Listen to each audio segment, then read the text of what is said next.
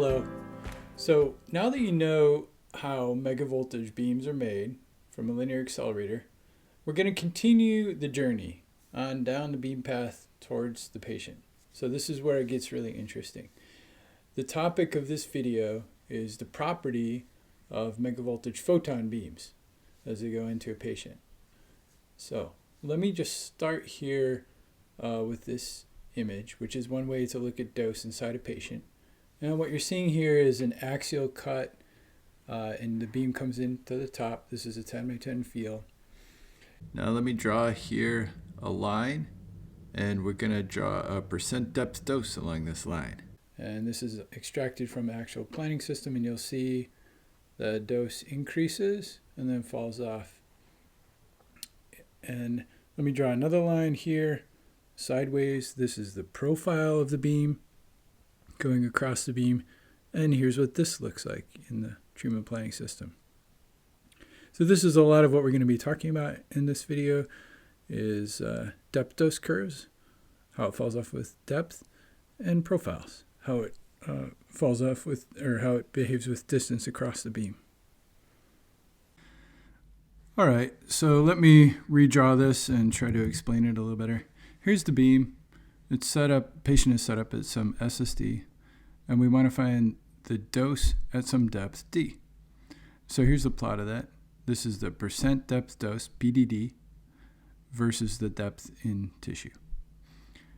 And this is actual data extracted from a system. So first of all, you might think that the PDD should fall off exponentially like this. That's what we learned about in the previous lectures, the exponential attenuation. You remember this formula, E minus mu times depth. But it doesn't fall off that way. There's a difference here, which is due mostly to scatter in tissue. Radiation is scattered in towards the center of the field and gives you a larger dose than it would from pure exponential attenuation. Also here at the surface, there's a little bit of a difference versus the exponential fall off because the dose starts out kind of low and it builds up. And I'm going to explain that in a minute. So for a minute, let's consider how you might use this PDD for something practical. So say, for example, I knew what the dose was at some depth, let's say at 10 centimeters, and I wanted to find out what the dose was at some other depth. Well, I could use this data to do that if the patient were set up at this particular SSD shown in the picture, let's say 100 SSD. So let's say you knew that the dose at a depth of 10 centimeters was 1 gray. To get the dose at a depth of Dmax, where the PDD is 100%, you divide by this value. You divide 1 gray by 0.65, let's say, and that will give you the value at the maximum. And you can find other depths as well. And you'll work through some problems like this and get some experience with how to manipulate these. Now let's go back and look at what happens here in this process of the dose building up to some maximum at a depth of Dmax. So to understand this, I think it helps to look at a cartoon like this. What you're seeing here are photons coming in, that's the squiggly lines, and they interact in tissue and they create an electron here. And the dotted path shows the path of the electron as the electron wanders through tissue. Now let's consider the number of electrons crossing in this plane here. And let's count the number of electrons because that will give us some idea of dose. So here you can see we have 3 electrons crossing that particular plane. Now let's go on to the next plane, a little bit deeper in tissue. And we're going to count the number of electrons. So 1, and then you get this one here, 2, 3, 4, 5, and 6. So we have 6 electrons here with 3 up above. So you can see the dose is increasing. And now let's go to the next layer. We'll go down one more layer. And we're going to count the electrons. So you've got these 2, 1, 2, 3, 4, 5, 6. So again, 6. So those are the ones that cross. These other ones, they didn't quite cross that plane. They stopped before they hit the plane. Right? This one, that didn't cross here. So I didn't count it. It stopped before it got there. So that's because of the range of the electron. It has some finite range in tissue. So it won't reach the deeper layers. So this is what we call buildup. The dose building up until it reaches some maximum in tissue. And so if you make a plot of this, dose versus depth, this is what you get, build up to Dmax. After Dmax, then the dose falls off, and that's because of the exponential attenuation in tissue. So this process is going to depend on the energy of the beam. So let me draw here 3 different beams. The blue one is a low energy beam, 6x, 6 MV. The green one is high energy beam, 18x, and the red one is somewhere in between. You'll see that for the low energy beam, the Dmax depth is shallower. It's 1.5 centimeters here. That's because the buildup is quicker because the range of electrons is smaller for a lower energy beam. For a higher energy beam, the electron range is larger. They go farther in tissue, and it takes longer for this equilibrium to build up to Dmax.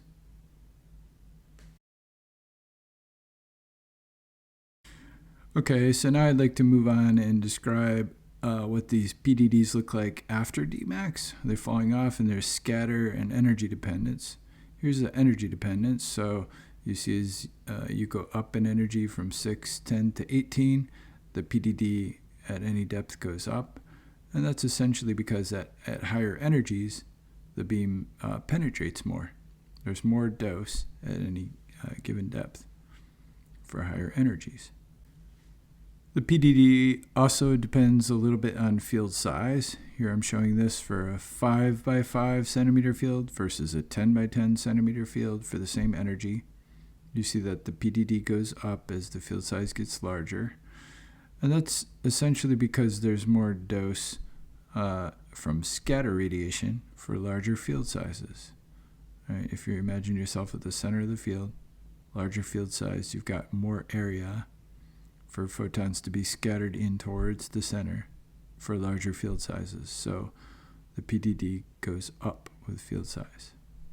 A little bit. The effect is not huge. All right, so now we're going to go over and talk about profiles, beam profiles, what the beam looks like across plane, like here. So to define this and talk about it numerically, what we do is if we have a profile like this, we start at one particular percentage and look at what that percentage is. So by the standard is you go to the 80% line, you look at where the dose is at 80% of the maximum, and you find where that position is. And then you go to the 20% point, and you go over here and find where that is.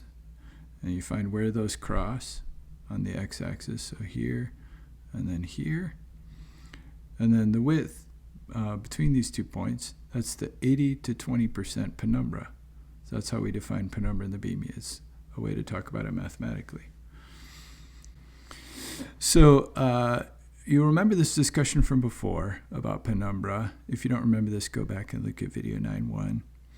But this was actually geometric penumbra. So it had to do with the geometry of where the source was relative to the surface you're talking about and where the collimator was. So it's a purely geometrical construct.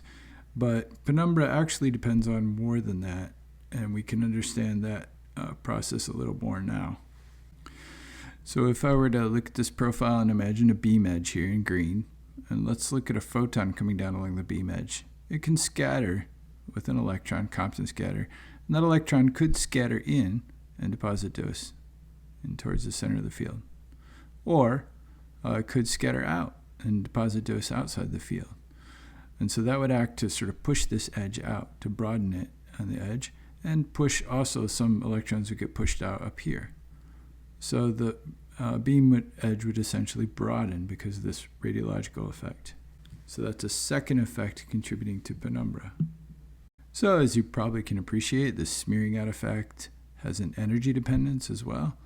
Here I'm showing data for a 6 MV beam versus a higher energy 18 MV beam. And you'll see that the 6 MV beam has a sharper penumbra. That's because the range of electrons, again, is shorter in a lower energy beam. So the smearing out effect is smaller in a lower energy beam versus a higher energy beam.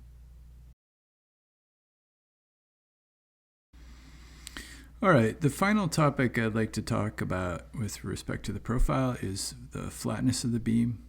I'm going to do that with a cartoon here, so let's look at this beam picture. What I'm showing here is a plot at a depth of 10 centimeters deep in tissue. Now if I go to different depths in tissue, the beam looks different. So here I'm showing a beam at 10 centimeters again, but I'm also showing here a beam at 20 centimeters, a beam up here at 5 centimeters, and a beam up here at a depth of Dmax, 1.5 centimeters. And you can see the beam profiles look quite different at these different depths. And what's going on here is the beam has been tuned to be flat at 10 centimeters in depth, and then it's not flat at other depths, right? And so why is that? Well, at 10 centimeter depth, let's look in the center of the beam. What's happening at the center is you've got scatter of photons and electrons in from the edges to that central point. So the dose goes up a little bit in the center. In addition to the primary beam, you've got the scatter in. So it's relatively flat at that depth. It's also relatively flat at 20 centimeters. But now let's look up at Dmax. So at Dmax, again, you have the central beam coming through, the primary photons, but then normally you'd have a scatter photon or an electron in here, but you don't have that because there's air up there, right? There's nothing for the beam to scatter off of. So those photons, electrons don't come in. So there's a deficit of dose at the center. So there's this little kind of a dip in the center of the beam. As you can imagine, this effect is energy dependent, right? Because the scattering effect is very much energy dependent. Here's 6 MV beam, and then if I look at a higher energy 10 MV beam, you'll see it's quite a big difference. In order to get the same flatness at 10 centimeters, I have to put a bigger dip up at Dmax. These are called horns. It means the beam has enhancement near the edge of the beam and a deficit near the center. So you can't have it flat at all depths, and you just have to make your choice of what depth you want it to be flat at.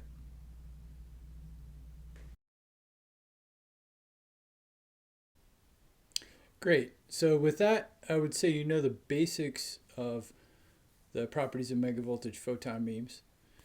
Let me leave you with a little reference material for further reading, and we will get back into this and describe in a little bit more detail some of the properties of these beams in video 11. We'll talk about inhomogeneities in a patient. We'll talk about superficial dose, these other kind of more subtle effects. But I want to get the basics out first, and so that we can move on in the next video and talk about how treatment planning is done. See you next time.